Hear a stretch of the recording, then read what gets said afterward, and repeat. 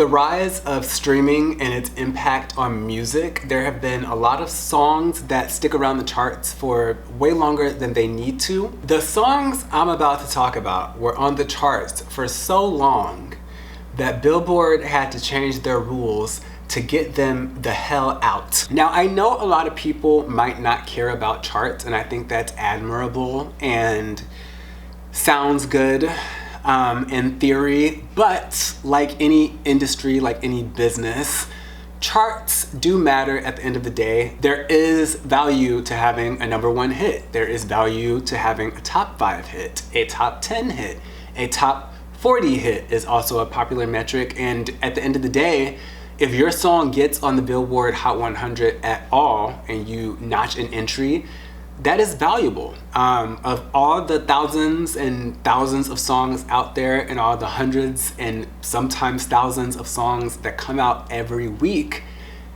there is something to be said if your song breaks through all of that and is one of the most consumed 100. Like, that's not a small feat. People try to downplay it, people try to act like it doesn't matter, but it does. At work, your numbers matter. It comes into play for performance review, it comes into play for raises, promotions. Like any industry, numbers do matter, metrics do matter. We can try to say they don't, but the reality is they do. Now, whether these things can be manipulated or gamed is another discussion, absolutely, but that's not what we're talking about today. What we're talking about today are these songs that were so massive, so overplayed, so overstreamed, so over-inserted into playlists that they wouldn't get the fuck out of our face. So much so that the leading industry metric tracker had to change their damn rules. Billboard's old system, it's called like the recurrent system or whatever, songs left the Hot 100 if they dropped below number 25 after 52 weeks or below 50 after 20 weeks. And this did a good job of making sure that at least the bottom half of the charts kind of had some motion and you didn't have 5-year-old songs like Blinding Lights still sticking around and taking away spots from new hits, new artists, and, you know, new producers, just everybody getting a chance to get on the list. In 2025, so many of the songs that stuck around the top 10 were actually songs from 2024 or even another year. Like that damn Teddy Swims song is from 2023, if I'm not mistaken. Yes, June 23rd, 2023, that song came out and it was still in the top 10 of the Hot 100, which is insane. So now they're kind of regulating the upper half of the chart as well. If a song drops below number 5 after 78 weeks, which is a year and a half, it's gotta go. Lose Control was at number 6, again, after 2.5 years. And if a song drops below number 10 after 52 weeks, it's gone. And they also shifted the number 25. If you drop below after 26 weeks, you're out. And if you drop below number 50 and you're a 20-week-old song, you're out. So the songs that were immediately given the boot, like I said, were Die With A Smile, Lose Control, and Beautiful, Beautiful Things by The Flipper. First of all, I didn't even realize that Die With A Smile came out in August of last year. I associate the song with Mayhem, which is Lady Gaga's album that came out this year. And in my head, it was like around the same time as Abracadabra, but I guess not. Even though the song is old as hell, it's still getting almost 3 million streams a day on Spotify. It has 3.2 billion streams total, and it was actually still the most streamed song of 2025. I wanna hold you just for a while and die with a smile. Love Lady Gaga, love Bruno Mars, love this song. I think it's a classic feeling love song. I think the vocals are great. I think the instrumental is, again, timeless. The minute I heard it, I just knew it was gonna be a hit. It's one of those songs that I can see at weddings, that I can see being played for anniversaries. It's just really cool, you know, it's a mix of pop, it's a mix of rock, there's a little bit of soul, and it's just gorgeous. I thought the video was unique and really captured the song. And this is my channel and I have no problem admitting that I'm biased. I don't have a problem with this song still charting I think it deserved it.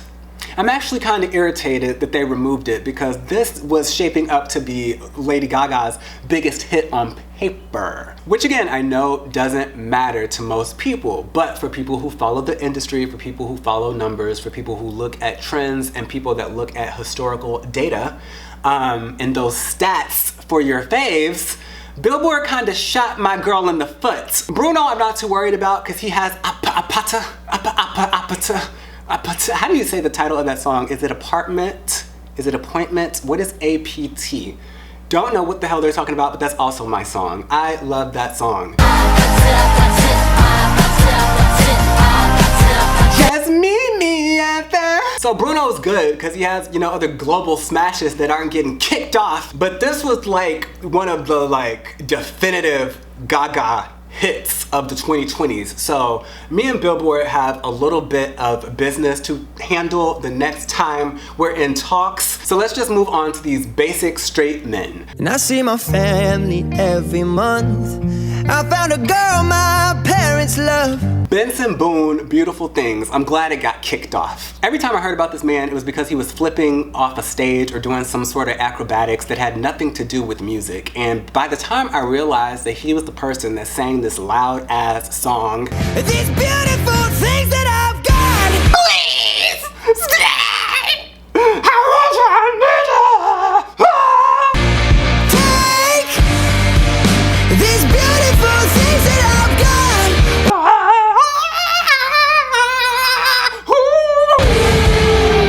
Like what? Yes, get it out of here. These beautiful things that I've got. This song was on the charts for 89 weeks. 89. Nobody needs to hear that for that long. Something's got a hold on me lately. Teddy Swims, don't know much about him, but I definitely know that tune. I lose control when you're not next to me. I'm falling apart right in front of you, can't you see? I lose control. Just loud. Everybody's just loud. Good riddance. The white men are heartbroken, they're belting, they're screaming out war cries all over the airwaves, and Billboard saved us. The next person that needs to be immediately affected by these rules, and I hope they don't recover from the Christmas bomb, is this Ordinary. Ordinary, extraordinary, noble, ordinary. The ordinary. You got me kissing the ground, sanctuary. I don't know what this genre is, but I'm rooting for its downfall. I support all thwarting and foul play. Get it out of here. We need some peace and quiet, and these niggas are louder than me. Ordinary is actually still in the top 10 despite the Christmas bombing, and it's already been on the charts for 43 weeks, which is almost a year. So yes, I support these new rules. I do. I got no rules, I count them. Not with songs I like, only with songs I don't like.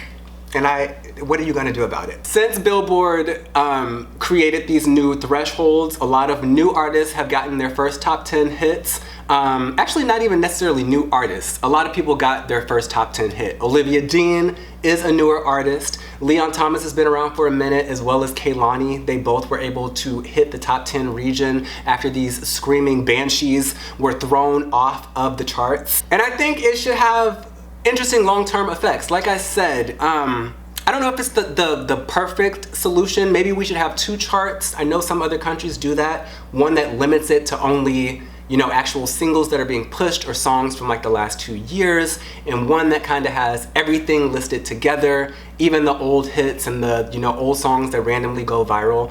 I think there is something to be had there, a discussion to be had there, excuse me, to figure that out. But I do think it's time for new blood to come in, because going back to what I was saying at the beginning, these numbers do matter. And for artists, they do matter. The record labels care. There are financial benefits to having successful hits.